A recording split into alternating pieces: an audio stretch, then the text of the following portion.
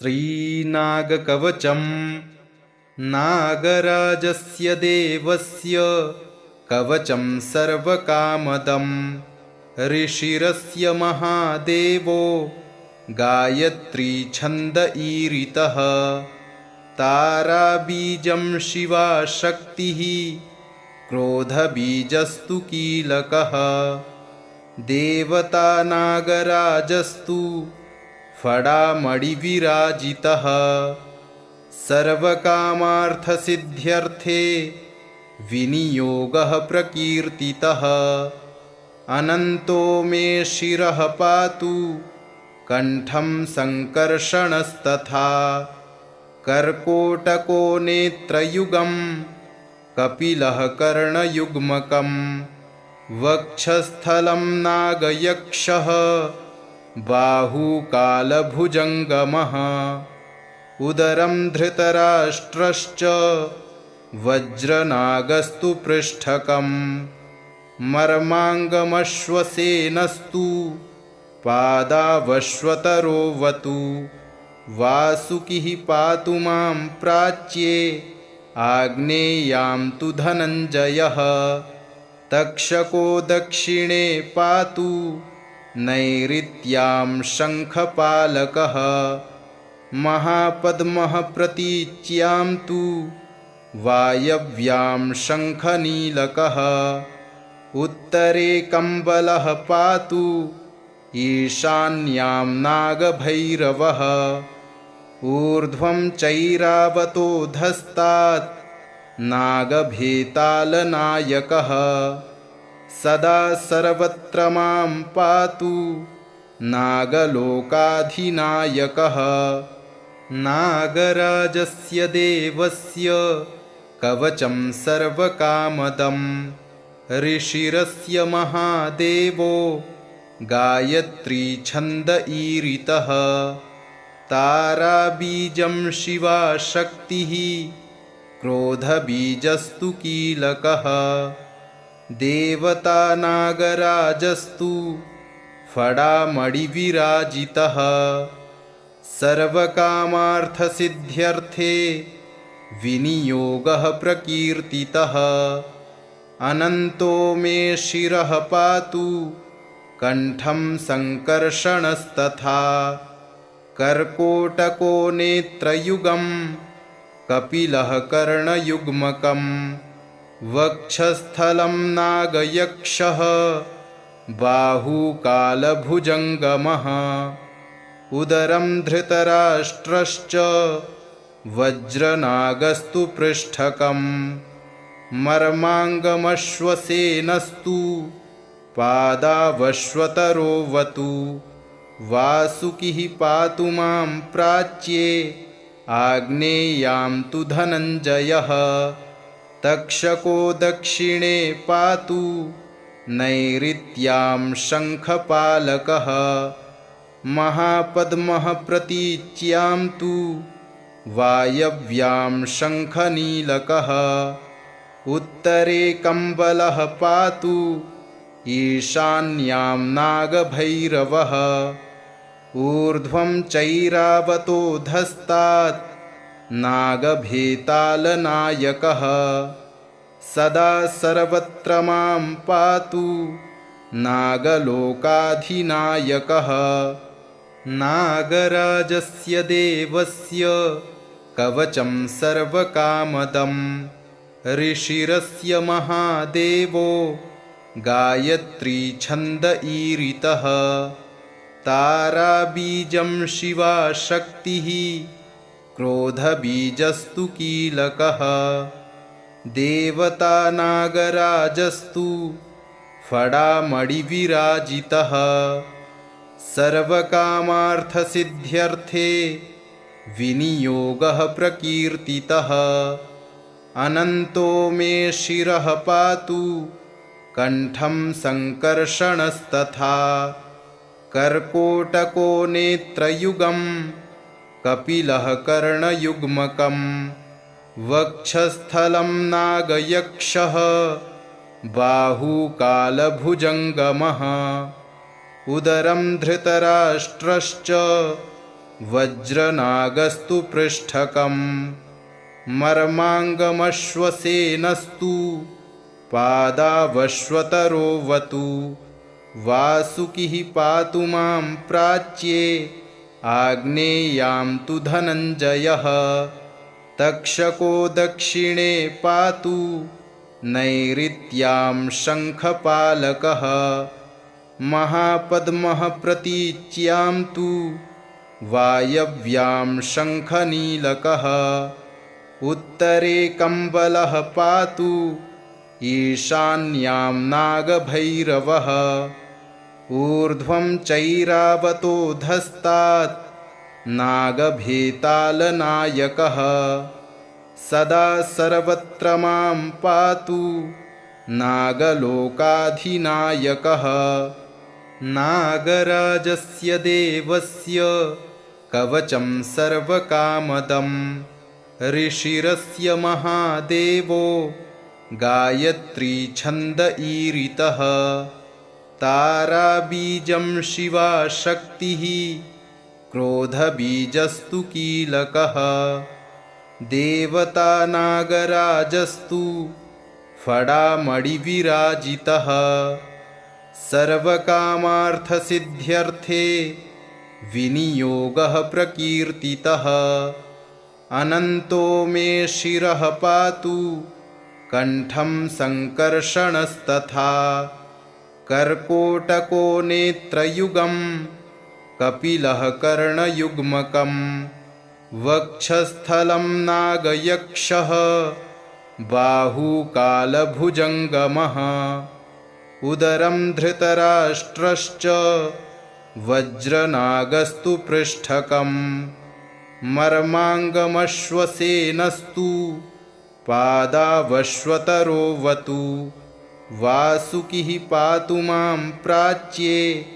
आग्नेयां तु धनञ्जयः तक्षको दक्षिणे पातु नैऋत्यां शङ्खपालकः महापद्मः प्रतीच्यां तु वायव्यां शङ्खनीलकः उत्तरे कम्बलः पातु ईशान्यां नागभैरवः ऊर्ध्वं चैरावतोऽधस्तात् नागभेतालनायकः सदा सर्वत्र मां पातु नागलोकाधिनायकः नागराजस्य देवस्य कवचं सर्वकामदम् ऋषिरस्य महादेवो गायत्री छन्द ईरितः ताराबीजं शिवा शक्तिः क्रोधबीजस्तु कीलकः देवता नागराजस्तु फडामणिविराजितः सर्वकामार्थसिद्ध्यर्थे विनियोगः प्रकीर्तितः अनन्तो मे शिरः पातु कण्ठं सङ्कर्षणस्तथा कर्कोटको नेत्रयुगं कपिलः कर्णयुग्मकम् वक्षस्थलं नागयक्षः बाहुकालभुजङ्गमः उदरं धृतराष्ट्रश्च वज्रनागस्तु पृष्ठकम् मर्माङ्गमश्वसेनस्तु पादावश्वतरोवतु वासुकिः पातु मां प्राच्ये आग्नेयां तु धनञ्जयः तक्षको दक्षिणे पातु नैऋत्यां शङ्खपालकः महापद्मः प्रतीच्यां तु वायव्यां शङ्खनीलकः उत्तरे कम्बलः पातु ईशान्यां नागभैरवः ऊर्ध्वं चैरावतोऽधस्तात् नागभेतालनायकः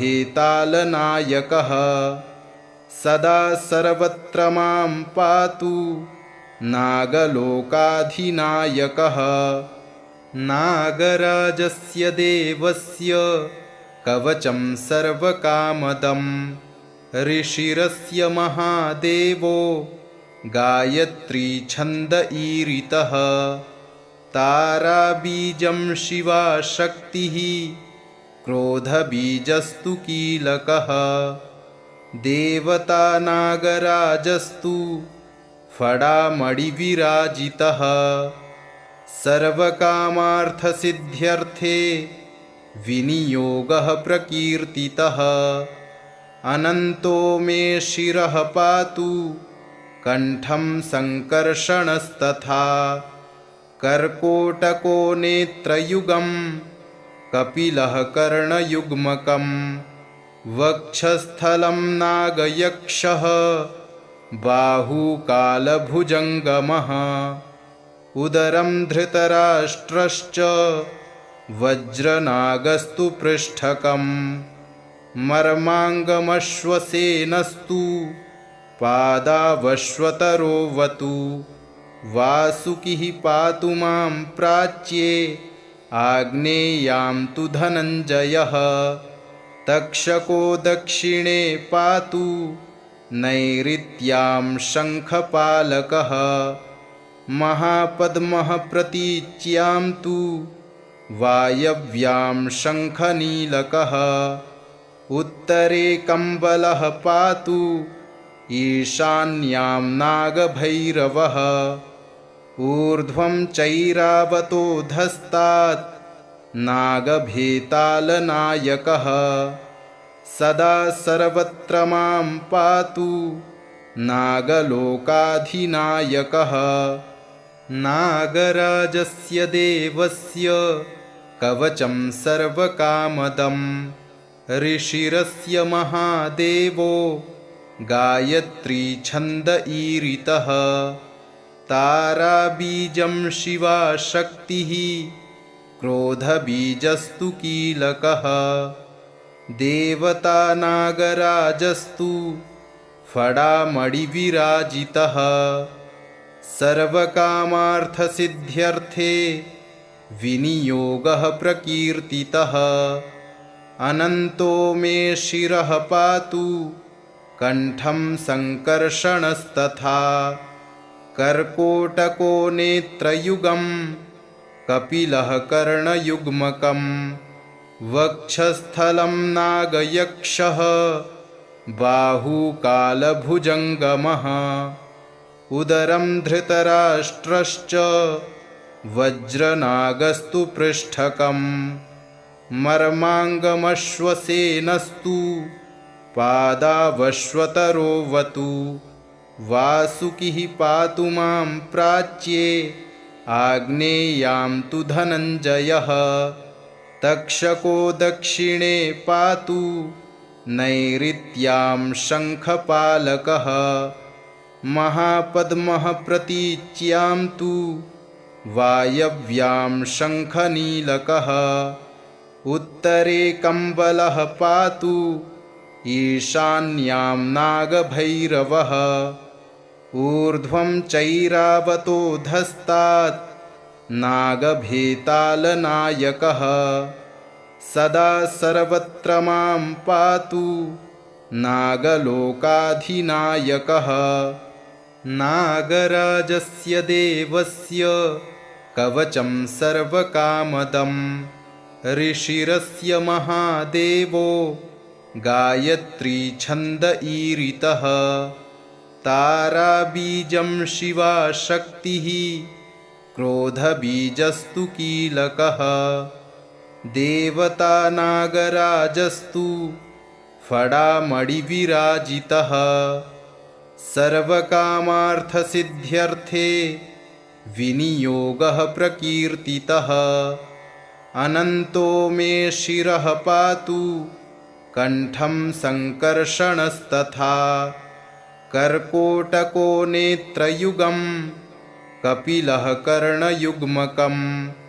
वक्षस्थलं नागयक्षः बाहुकालभुजङ्गमः उदरं धृतराष्ट्रश्च वज्रनागस्तु पृष्ठकम् मर्माङ्गमश्वसेनस्तु पादावश्वतरोवतु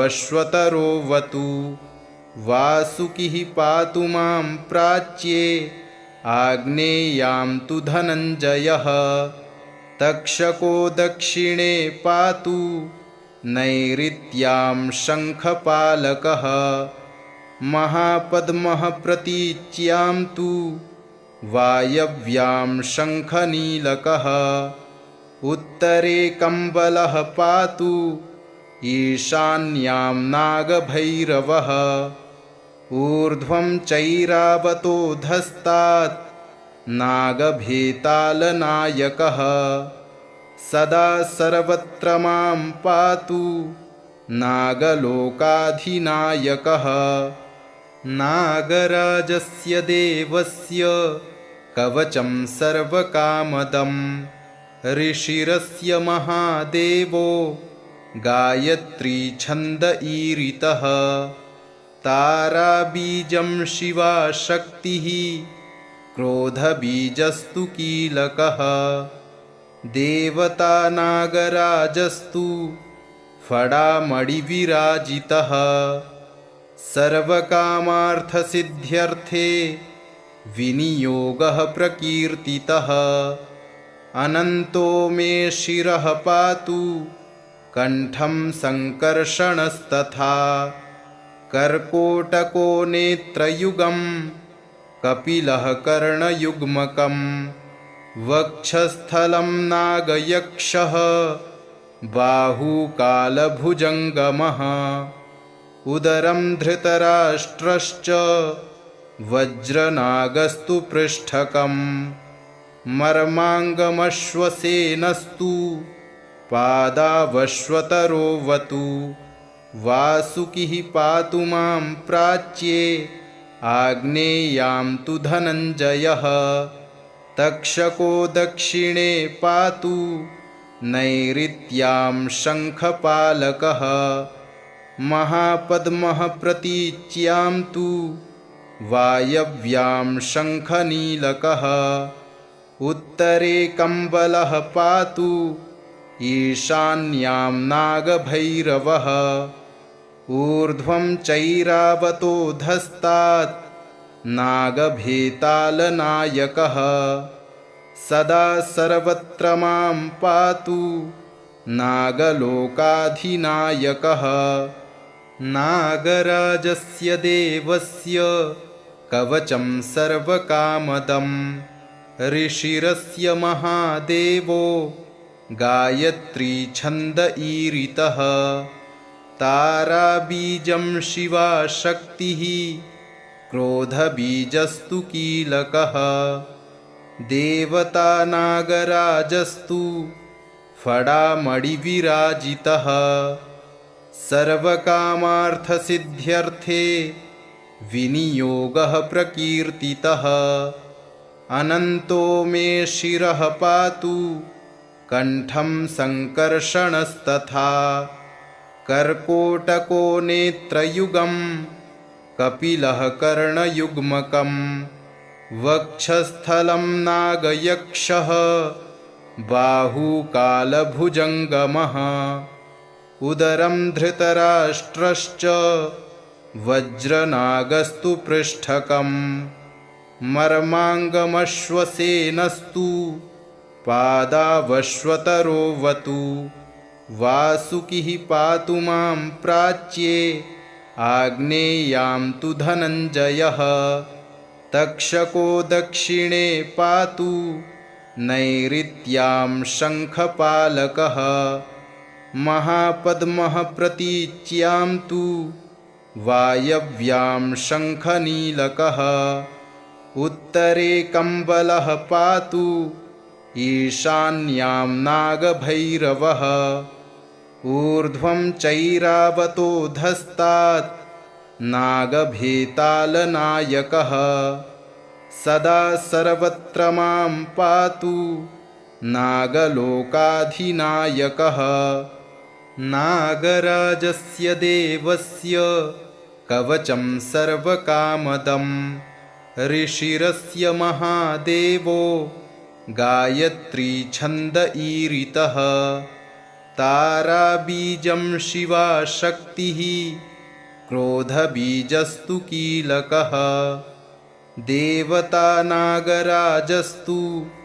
फडामणिविराजितः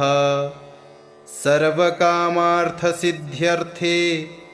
विनियोगः प्रकीर्तितः अनन्तो मे शिरः पातु कण्ठं सङ्कर्षणस्तथा कर्कोटको नेत्रयुगं कपिलः कर्णयुग्मकं वक्षस्थलं नागयक्षः बाहुकालभुजङ्गमः उदरं धृतराष्ट्रश्च वज्रनागस्तु पृष्ठकम् मर्माङ्गमश्वसेनस्तु पादावश्वतरोवतु वासुकिः पातु मां प्राच्ये आग्नेयां तु धनञ्जयः तक्षको दक्षिणे पातु